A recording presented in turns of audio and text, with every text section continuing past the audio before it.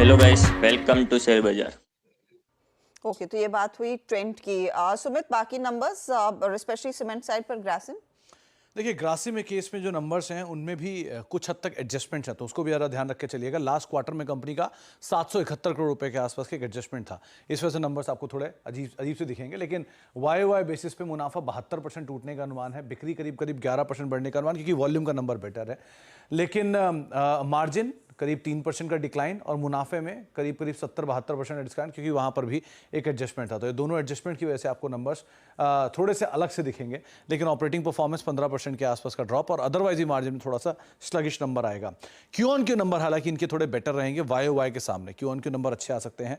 वीएसएफ chemical कारोबार का जो वॉल्यूम है वो करीब 5 से 6% के आसपास बढ़ेगा, इसलिए आपको रेवेन्यूज में एक जंप दिखाई पड़ रहा है। एबिटा वीएसएफ सेगमेंट की करीब 22% और ऑपरेटिंग प्रॉफिट मार्जिन करीब करीब जो ओवरऑल सिचुएशन है उसमें थोड़ा सा प्रेशर रहेगा।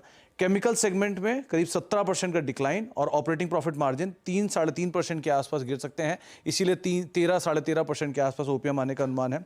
स्टैंड लोन एबिटा करीब 15% वाई वाई बेसिस पे गिरेगा और ऑपरेटिंग प्रॉफिट मार्जिन भी करीब 2.5% के आसपास का कॉन्ट्रैक्शन दिखा सकते हैं इनपुट कॉस्ट की वजह से। फिर अदरवाइज क्योंकि पेंट कारोबार को लेकर एक्सपेंशन है तो बड़ा एडवर्टीजमेंट खर्च भी है, और वो बड़ा एडवर्टीजमेंट खर्च कुछ हद तक इनके ऑपरेटिंग प्रॉफिट मार्जिन के ऊपर इंपैक्ट करता हुआ दिखाई पड़ेगा।